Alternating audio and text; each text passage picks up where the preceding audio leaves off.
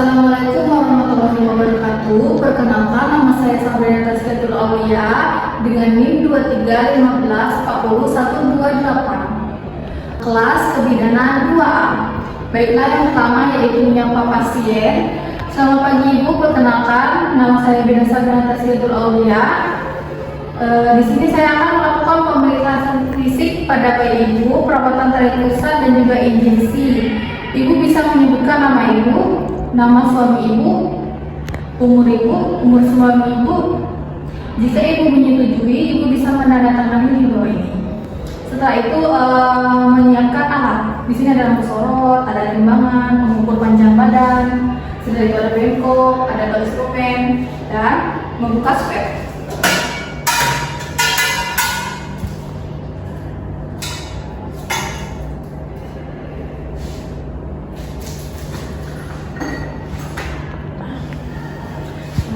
Setelah itu di sini juga ada metode stetoskop dan juga APD. Yang pertama, jauhkan bayi dari kipas angin dan juga AC, nyalakan lampu sorot 60 watt dengan jarak 60 cm, kemudian jauhkan dari media lain seperti evaporasi, yaitu kehilangan panas karena penguapan air ketuban, radiasi kehilangan panas karena terbukanya jendela, konduksi kehilangan panas karena sentuhan, dan yang terakhir itu konveksi kehilangan panas karena AC dan juga kipas angin. Setelah selesai, baru kita memakaikan APD. Terutama yaitu memakai celemek terlebih dahulu.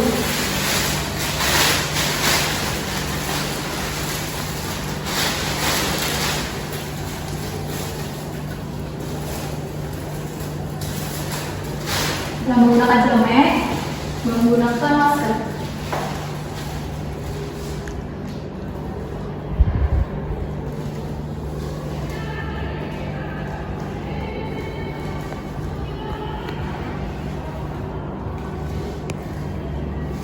Setelah menggunakan masker, menggunakan penutup kepala.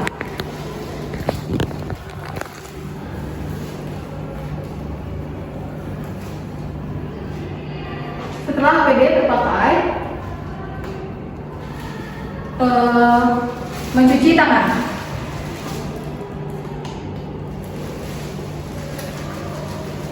Enam langkah.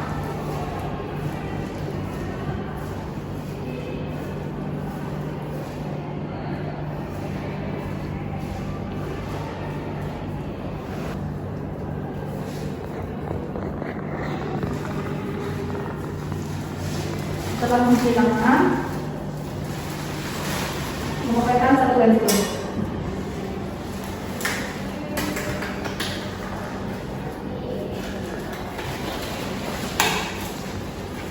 Kemudian mengesper, mengambil vitamin K sebanyak 0,5 cc.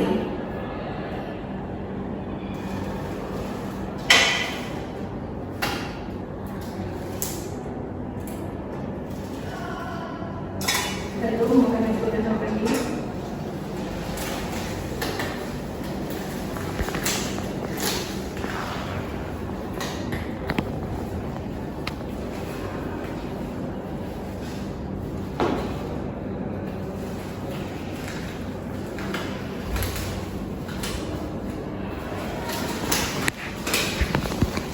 Nah, setelah itu baru mengambil bayi dengan kain yang kering dan juga bersih. Setelah itu melakukan penilaian sepintas, apakah bayinya menangis keras, kemudian apakah bayinya cukup bulat, dan apakah bayinya bergerak aktif.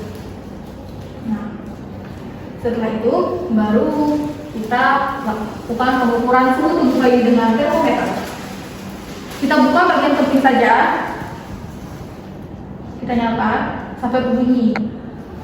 Setelah berbunyi kita lihat hasilnya 36,5.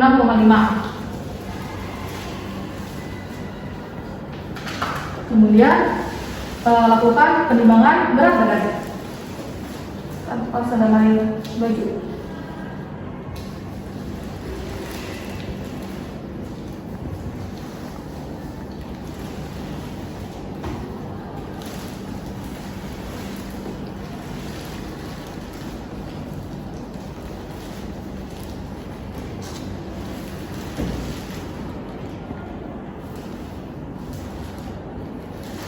Kita lihat normalnya itu 2.500 sampai 4.000 gram. Kemudian kita tambah lagi.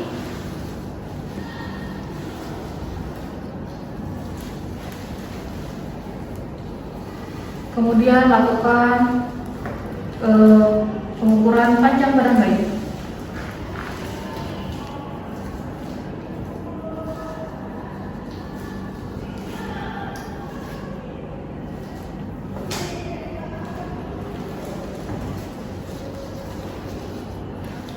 Dengan telapak kaki menekuk, normalnya 48 sampai 50 cm. Kemudian dilanjutkan dengan pemeriksaan kepala menggunakan metode. Kuncinya yang di atas untuk mengurangi subjektivitas pemeriksa. Di atas juga. Normalnya itu 33 sampai 35. Ini hasilnya 33. Kemudian mengukur lingkar dada. Lingkar.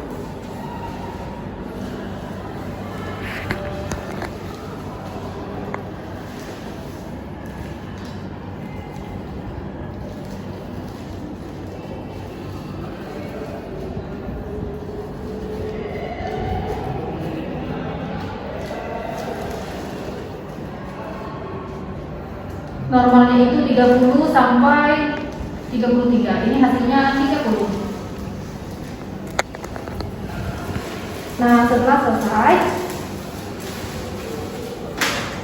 kita tutup bayi untuk menjaga kehangatannya. Kemudian lakukan pemeriksaan kepala. Jadi pemeriksaan kepala ini kita lakukan pemeriksaan yang pertama itu ubun-ubun. Kita lihat ini ubun-ubun besar dan juga ini ubun-ubun kecil. Kita lihat ubun-ubun besarnya dengan cara menekan sedikit menekan. Kemudian jika lama kembali berarti bayi tersebut mengalami dehidrasi. Lakukan juga pada ubun-ubun kecil. Sedikit ditekan. Kemudian jika lama kembali berarti bayi tersebut mengalami dehidrasi. Setelah itu sutura ada sutura frontalis, sutura sagittalis, coronalis, dan juga sutura lambis.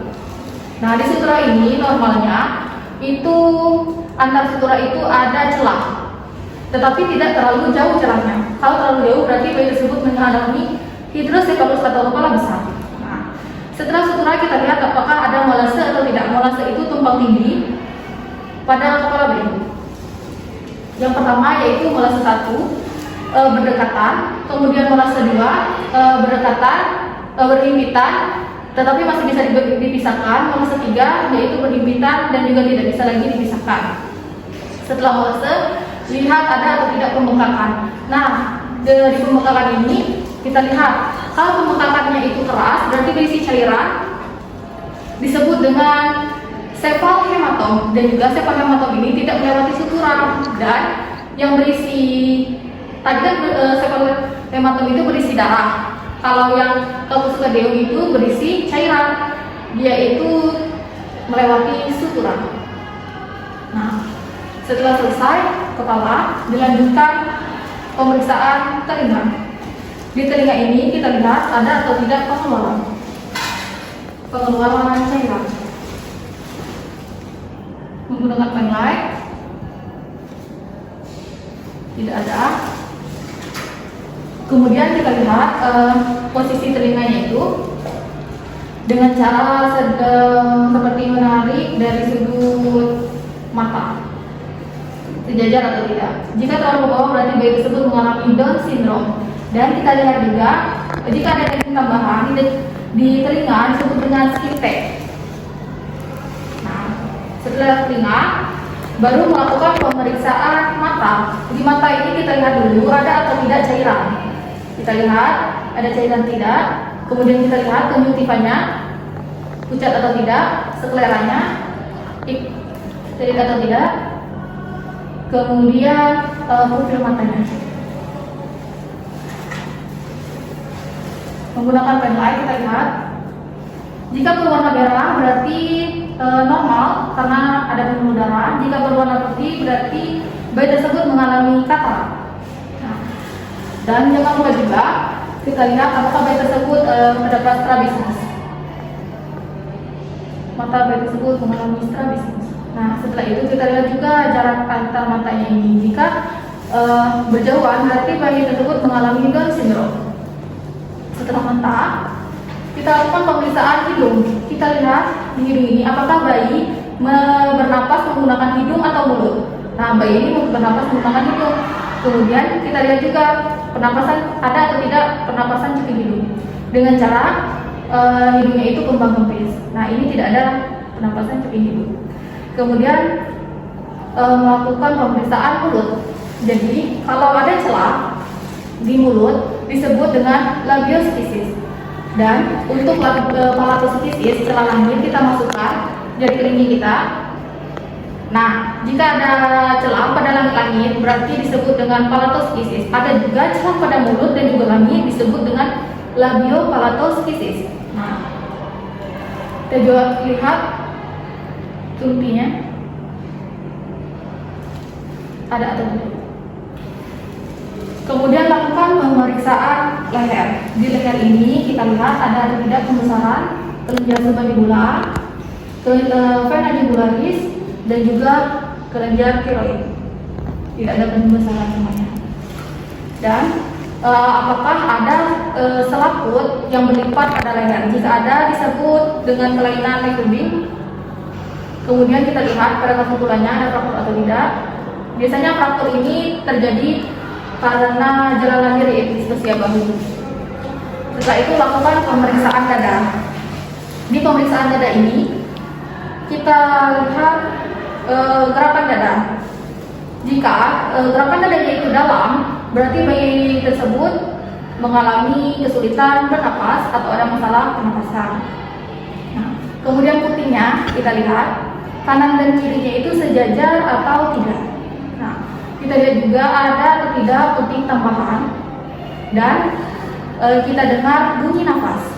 Jadi bunyi nafas itu pada bayi baru lahir normalnya 40 sampai 60 kali per menit.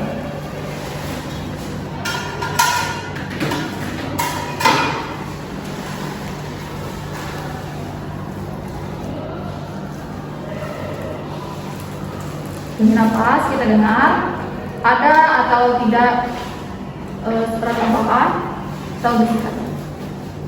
Kita dengar ada beda widi seperti suara nyi. Kemudian lakukan misi dari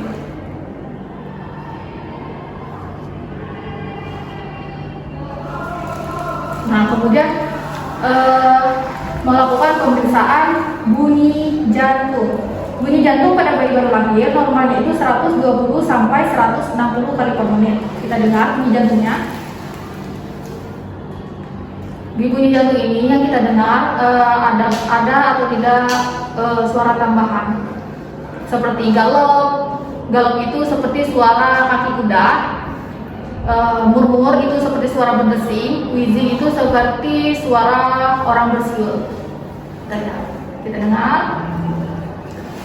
Kemudian setelah melakukan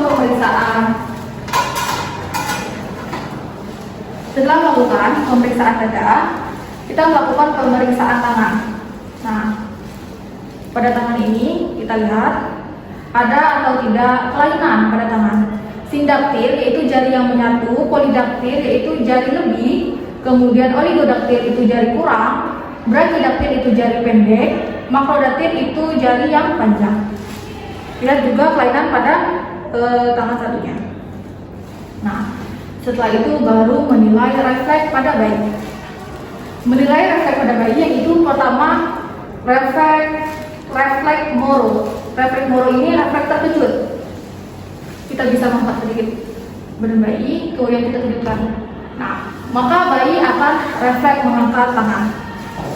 Setelah itu refleks rutin, yaitu refleks mencari dengan cara seperti kita mengangkat menggoreskan, looping.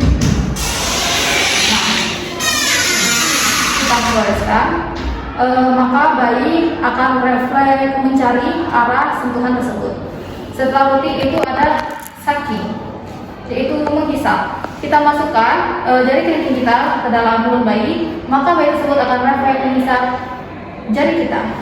Setelah itu baru refleks grasp, yaitu refleks menggenggam. Dengan cara jari kita taruh di telapak tangan bayi, maka bayi akan refleks menggenggam jari kita. Lakukan juga pada jari. Nah, kemudian pada kaki juga kita lakukan dengan cara tarik lingkungan seperti ini. Maka jari akan menggenggam, maka bayi akan menggenggam jari kita. Setelah refleks grasp, yaitu refleks tonic neck. Tonic neck, jika bayi kita hadapkan ke arah kanan, maka tangan bayi tersebut, maka tangan kanan bayi tersebut akan mengangkat ke arah kanan juga, seperti ini. Dan kakinya membentuk arah. Tangan satunya akan friksi dan tangan satunya akan mengarah seperti itu, yang mengarah ke arah kepala. Nah, setelah tonic neck itu Babinski atau plantar. Nah, dengan cara menggores telapak kaki dari ujung tumit sampai ke arah telinga. Bayi akan refleks, jempolnya itu akan dorsofleksi dan yang lainnya itu akan mengembang. Setelah itu, setelah refleks, melakukan penilaian refleks, kita melakukan pemeriksaan pada abdomen bayi. Nah, abdomen bayi ini kita lihat ada atau tidak benjolan. Setelah itu, jika bayi sedang tidak menangis, normalnya perutnya itu lembek. Kemudian di arah tali pusatnya juga kita lihat apakah ada benjolan. Jika ada benjolan, berarti ada kelainan hernia umbilikus. Nah, setelah itu kita juga di tali pusatnya itu ada perdarahan atau tidak. Biasanya itu ada perobekan. Kita lihat ini tidak ada perobekan, aman. Kemudian kita melakukan perawatan tali pusat. Nah, perawatan tali pusat ini kita menilai tali pusatnya, apakah tali pusatnya itu bersih, normalnya itu bersih, mengkilat, dan juga tidak berbau. Kemudian perawatan tali pusat. Jadi sekarang itu tidak lagi menggunakan kasa dan juga tidak menggunakan antiseptik. Nah, setelah perawatan tali pusat, prinsipnya bersih dan juga kering.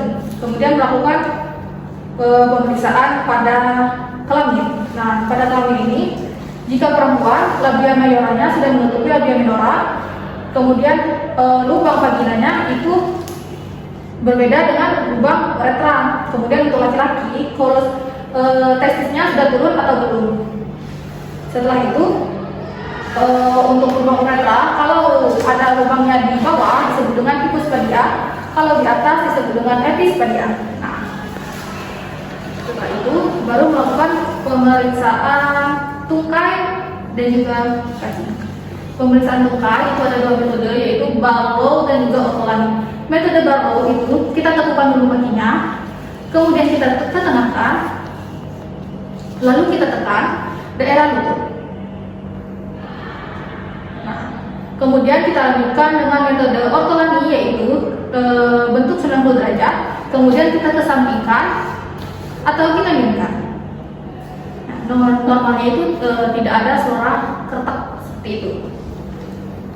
Nah, setelah melakukan pemeriksaan kaki, jangan lupa kita lihat juga kelainan pada jari-jarinya, sama seperti tangan. Lalu melakukan pemeriksaan punggung anus, kita lihat punggungnya apakah ada cekungan atau tidak. Jika ada cekungan disebut dengan spina bifida. Kemudian anusnya kita observasi selama 24 jam. Apakah ada BAB atau tidak. Nah, kemudian ada juga kelainan pada anus disebut dengan atersia anus. Setelah itu baru kita melakukan pemeriksaan warna kulit. Nah, warna kulit, pemeriksaan kulit. Yang pertama itu warna kulit, kita lihat warna kulit bayi. Pastikan tidak kuning atau iritasi. Kemudian normalnya itu berwarna merah. Setelah itu kita periksa juga vernix pada bayi. Lalu periksa bercak hitam, apakah ada bercak hitam pada bayi. Dan juga yang terakhir itu apakah ada tanda lahir pada bayi. Nah, setelah itu kita tutup bayi. Nah, baru kita memberikan salep mata. Nah, salep mata kita buka dan juga kita keluarkan terlebih dahulu. Kita buka pelupuk matanya, kemudian kita isi dari dalam keluar. Kemudian kita tutup. Lakukan juga pada mata satunya. Setelah memberikan salep mata, kita berikan juga injeksi vitamin K dengan intramuskular 1/3 paha bagian luar.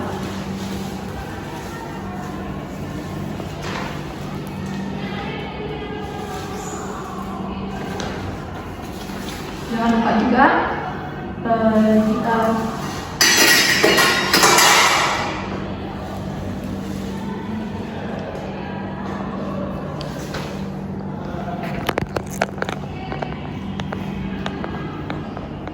lalu setelah kita aspirasi kita masukkan, lalu kita dep.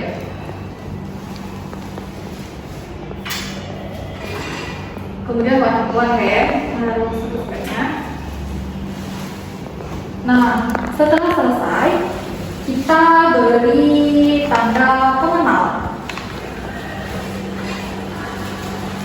atau identitas bayi seperti nama, kemudian tanggal kita taruh. Dan kita rapikan pakaian bayi.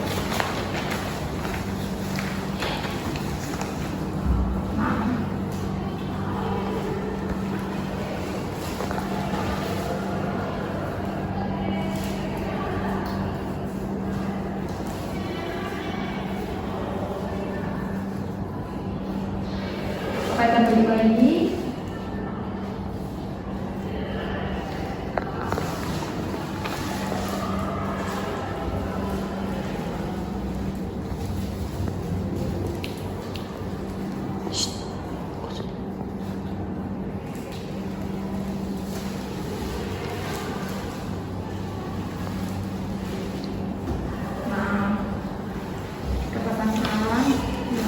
Bedongnya.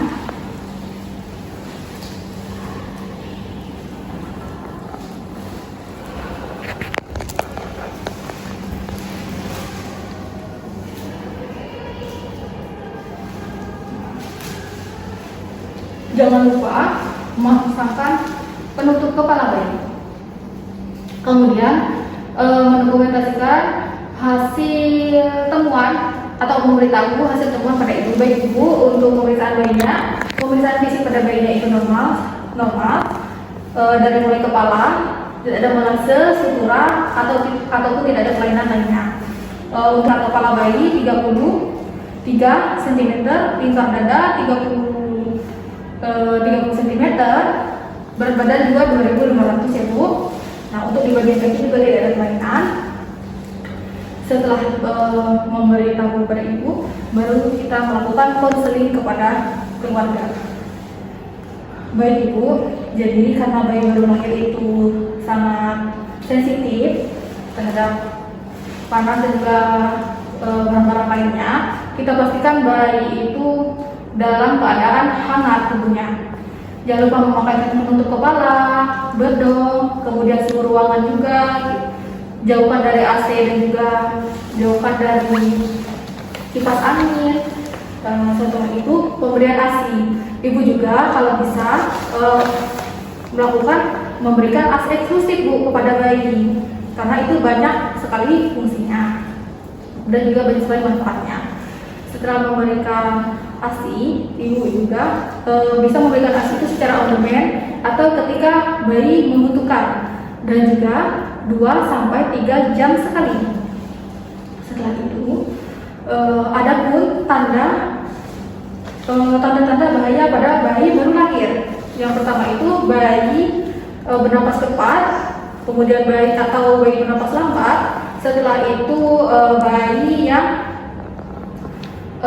kejang, kemudian bayi yang tali pusatnya kemerahan, kemudian bayi yang tertidur terus atau bahkan tidak sadar. Nah, itu harus ibu perhatikan ya Bu. Dan juga perawatan tali pusat. Jadi perawatan tali pusat itu sekarang tidak perlu menggunakan tas lagi dan juga tidak menggunakan antiseptik seperti betadine. Nah, untuk pemakaian pokoknya itu jangan sampai menutupi tali pusat, karena jika bayi pipis maka jika bayi pipis maka akan terkena tali pusatnya seperti itu. Untuk perawatan sehari-harinya, ibu juga harus memandikan bayi ibu 2 kali sehari ya Bu. Bagian kepalanya juga Bu harus dibersihkan supaya tidak terjadi cradle crab. Nah, setelah itu bayi ibu membereskan alat. Kita bereskan alat.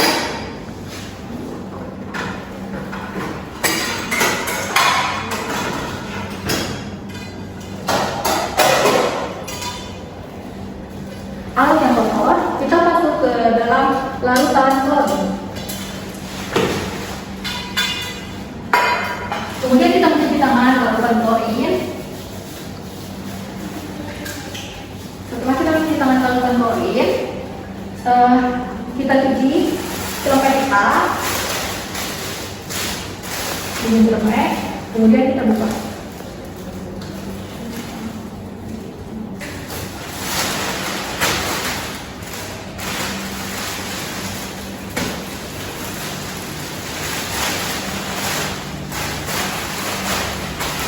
Kemudian kita tutup,